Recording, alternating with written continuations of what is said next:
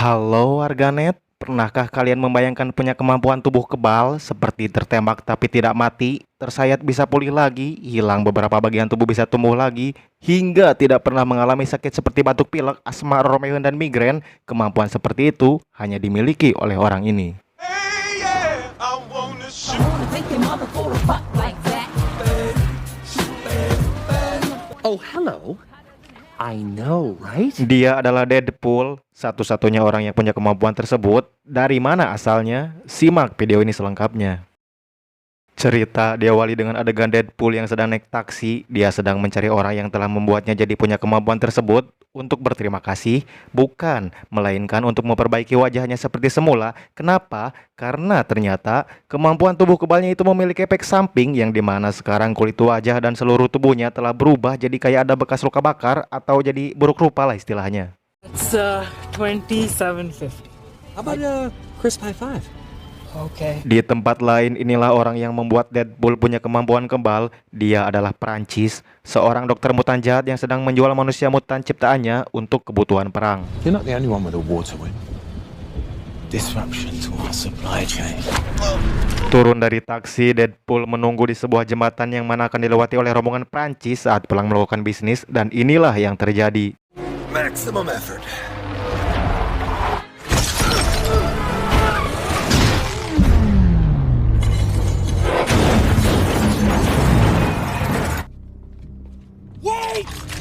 Let's count them down.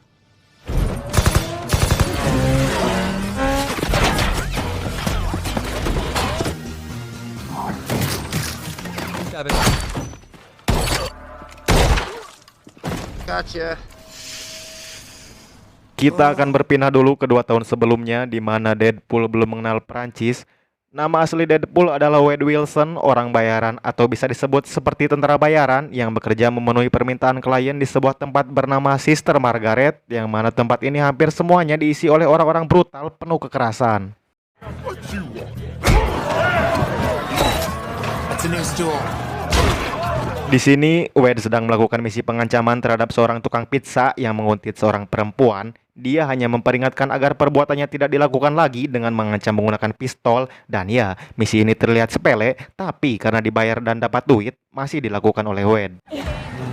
Megan, you've heard the last of Jeremy. He's sorry. Show these kids how it's done. Dia adalah Whistle, orang yang mengelola Sister Margaret sekaligus teman dekat Wade. Setelah melakukan misi, Wade di sini bertemu dengan seorang perempuan yang bernama Vanessa yang bekerja sebagai kupu-kupu malam. Mereka mengobrol sampai melakukan kegiatan bercocok tanam, dan siapa sangka ternyata mereka berdua sangat serasi dan saling paham, yang mana pertemuan ini membuat mereka semakin dekat dan memiliki perasaan satu sama lain. About why we're so good together. You put them together and you can see the picture on top. Hari berganti minggu, minggu berganti bulan, mereka lalui bersama dengan bahagia hingga pada suatu hari, Wade memutuskan untuk menikahi Vanessa, tapi tiba-tiba tidak lama setelah mengungkapkan lamarannya itu, dia jatuh pingsan lalu kemudian dibawa ke dokter, dan ternyata Wade didiagnosis terkena kanker stadium akhir. Scheduled program. People react to news of late-stage cancer differently. Drugs are being developed every day. Sedih, tentu saja. Mereka berdua baru saja merencanakan pernikahan, tapi tiba-tiba kejadian seperti ini menimpa. Vanessa dan Wade tidak menyerah begitu saja. Vanessa yakin bahwa Wade akan bisa sembuh normal seperti biasanya lagi. We can fight this. I love you. Ketika Wade datang ke Sister Margaret, Whistle bilang bahwa dia sedang dicari oleh seorang agen, yang mana kedatangan agen ini menawarkan kesembuhan atas penyakit kanker Wade, dan malahan mah bisa memberikan dia kekuatan atau kemampuan lebih, menjadikannya seperti pahlawan super asal dia mau bergabung. What if I told you we can cure? We will make you better than better. Wade awalnya menolak, tapi setelah berpikir lama dan merasa putus asa dengan penyakit kankernya yang tidak mungkin sembuh, akhirnya Wade memutuskan untuk bergabung dengan organisasi tadi, meninggalkan Vanessa secara diam-diam.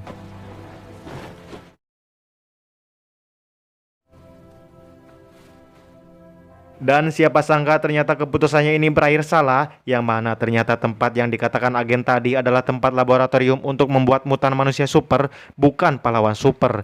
Di sini Wade pertama kali bertemu dengan Prancis, dokter mutan jahat, dan asistennya Angel, seorang mutan super juga. Patience, Angel. All in good time. Wade yang sudah terlanjur masuk dan terikat terpaksa harus jadi subjek percobaan mutan di sana.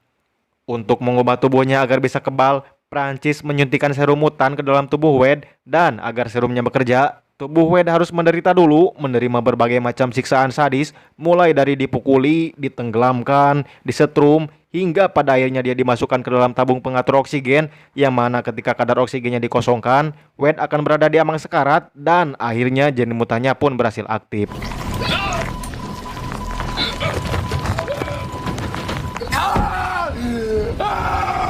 Wade pun bisa sembuh dari penyakit kanker, tapi bukan itu masalahnya sekarang.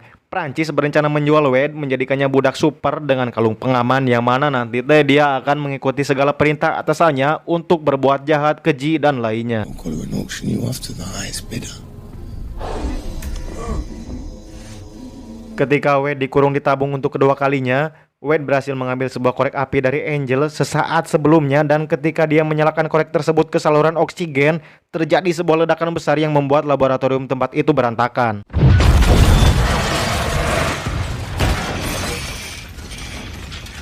Setelah semuanya hancur, tidak lama kemudian Prancis datang dan Wade akhirnya bisa keluar dari ikatan tabung. Lalu tidak lama berselang terjadi perkelahian, yang mana di perkelahian ini Wade harus kalah oleh Prancis, tertancap di besi linggis dan terbakar bersama puing-puing bangunan.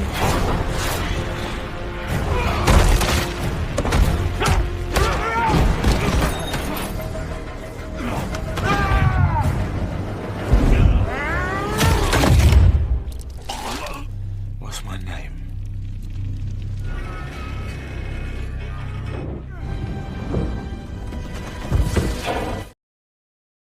Siapa sangka ternyata kekuatan mutan Wade tidak hanya menyembuhkan kanker, tapi menyembuhkan segala kerusakan di dalam tubuhnya kecuali kulit, yang memang merupakan efek samping dari kekuatan tersebut.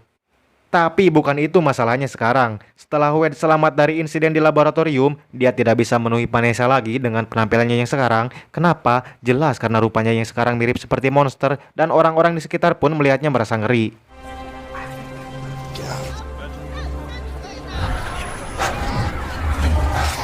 Dia datang menemui Whistle di Sister Margaret, dan ya sama saja Whistle juga merasa ngeri dengan wajahnya. Wade menceritakan semua kejadian yang telah terjadi dan memberitahu bahwa tujuan utamanya sekarang adalah menemukan Prancis untuk memperbaiki wajahnya lagi supaya dia bisa menemui Vanessa. Here's what I'm actually gonna do. I'm gonna work through his crew and put a bullet in his skull and fuck the brain hole. Whistle menyarankan karena sekarang dia sudah dianggap mati akibat insiden laboratorium, dia harus mencari Prancis secara diam-diam memakai topeng atau kostum dan menggunakan nama samaran, dan disinilah nama Deadpool bermula. Deadpool yang berarti taruhan kematian merupakan nama yang diambil dari papan tulis kematian di Sister Margaret. Captain Deadpool. Wade mulai membuat kostum sendiri dari jaket dan kain-kain berwarna cerah, lalu mulai mencari Prancis, dimulai dengan menanyakan lokasinya kepada orang-orang yang berhubungan dengan Prancis. Where's Francis? Kostum cerahnya ini ternyata meninggalkan banyak bekas noda darah, dan atas saran dari nenek-nenek buta di laundry, kenapa dia tidak memakai kain berwarna merah saja supaya noda darahnya tersamarkan. Kostumnya pun berubah lagi. Where is Francis? Where the fuck is Francis? Where's Francis? Where is Francis? Setelah berlama-lama mencari lokasi Prancis, akhirnya lokasi itu ditemukan dari agen Smith, agen yang merekrutnya ke laboratorium. Dan setelah itu terjadi, Wade bergegas naik taksi, dan scene pun berubah lagi ke masa sekarang di mana dia sedang mencegat Prancis. Where's your boss? I can tell you exactly. What? Thank you, Agent Smith. Taxi! Pop it. And we all know how this turned out.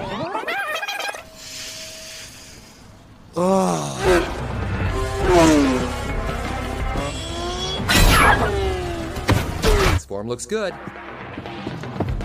On the business. Incoming. Whole new level. Wade fucking Wilson. Yeah, time to undo what you did to this butterface. Pertarungan Wade membuat jalanan jadi macet, yang mana kejadian tersebut telah masuk berita live dan diketahui oleh Colossus, salah satu pahlawan Super X-Men dan partnernya Negasonic. Colossus sendiri sudah sering mengajak Wade untuk bergabung jadi anggota pahlawan Super X-Men, tapi selalu ditolak karena tingkahnya yang suka seenaknya. Try to break yours. Wade akhirnya berhasil menyudutkan Prancis, tapi tidak lama kemudian Colossus datang memisahkan mereka, dan tujuan kedatangan Colossus ini adalah tadi untuk membawa Wade bergabung menjadi anggota pahlawan super. Dad? Superhero thing. Colossus, I don't have time for the goody two-shoes bullshit! Tapi Wade kembali lagi menolaknya. Kenapa? Karena rencana dia sekarang adalah memperbaiki wajahnya agar bisa bertemu kembali dengan pacarnya Vanessa. Dan ketika mereka lagi asik mengobrol, Wade yang perhatiannya teralihkan harus kehilangan Prancis lagi karena dia berhasil kabur. Amarahnya ia lampiaskan pada Colossus, tapi inilah yang terjadi. Cockshot!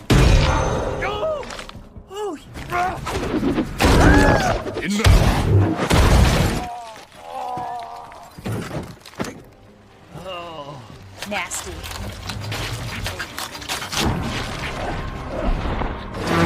Meskipun tangan dan kakinya patah, dia bisa cepat kembali pulih berkat kemampuan supernya dan berhasil lolos dengan memutuskan pergelangan tangannya sendiri.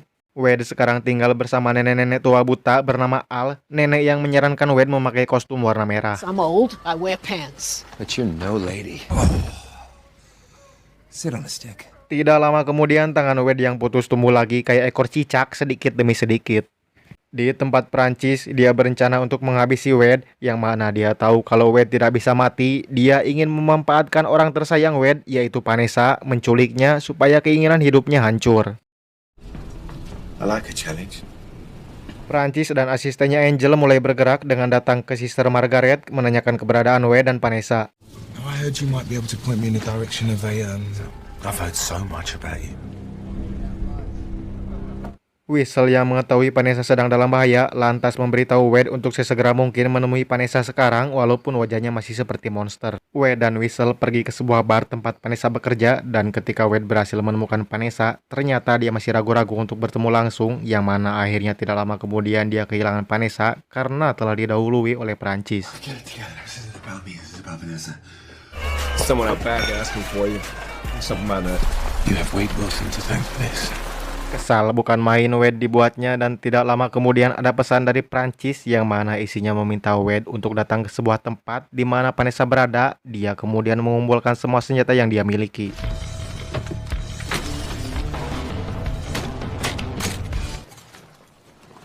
Vanessa dibawa ke sebuah dermaga besar, dan ya tentu saja Vanessa dijadikan sandera.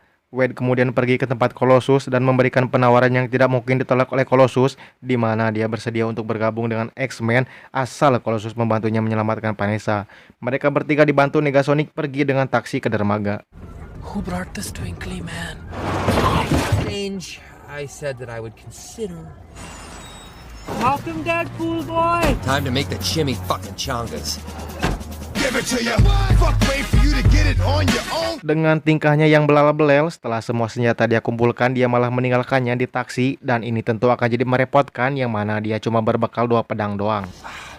And maximum effort. Dermaga tersebut ternyata telah dikepung oleh pasukan Prancis, dan Colossus sendiri bertugas langsung untuk menghentikan Angel, sang mutan dengan kekuatan super. So please, play. Wade dengan mudah mengalahkan semua anak buah Prancis dengan bantuan Negasonic.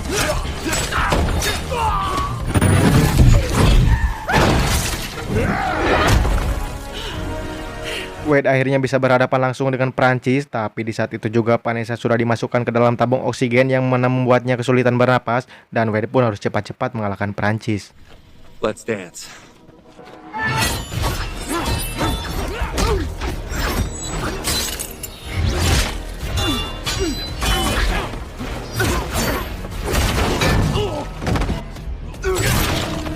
Sempat terpojok kewalahan karena kepalanya ditusuk oleh pisau, Wade berhasil kembali bangkit setelah Vanessa keluar dari tabung berkat pedang yang dilemparkan Wade, lalu kemudian Vanessa menusuk si Prancis.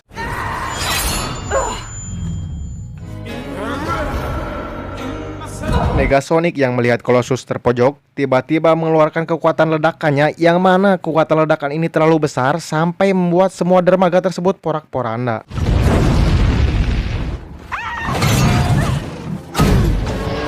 Prancis terpental jatuh, sementara itu Wade harus memasukkan Vanessa ke tabung oksigen tadi agar selamat dari reruntuhan.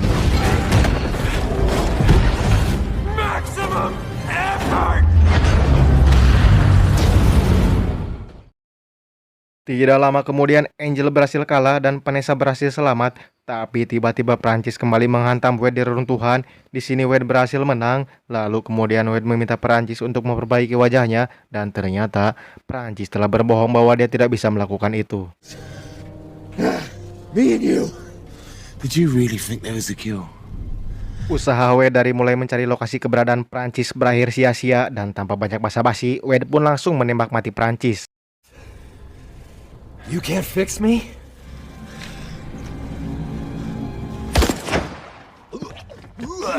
Wade harus menerima kenyataan bahwa penampilannya sekarang akan terus seperti itu. Dan ketika semuanya berakhir, Vanessa menghampiri Wade, menghajarnya, dan meminta penjelasan atas tindakan Wade yang tiba-tiba menghilang selama ini. Wade kemudian menjelaskan bahwa dia telah membuat kesalahan besar, yang mana sekarang walaupun tubuhnya berhasil menyembuhkan kanker, wajahnya harus berubah jadi mengerikan. I should have come and found you sooner.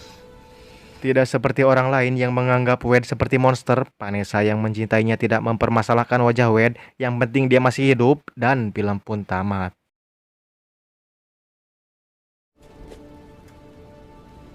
Wow. What are you still doing? Get out of here. Go make... Film ini adalah salah satu film aksi terbaik menurut saya, tapi kurang cocok untuk ditonton bersama anak-anak karena banyak adegan yang brutal dan berdarah-darah. Terima kasih karena sudah menonton. Saya Ade dan Dewan Redaksi yang bertugas pamit undur diri. Sampai jumpa di video selanjutnya.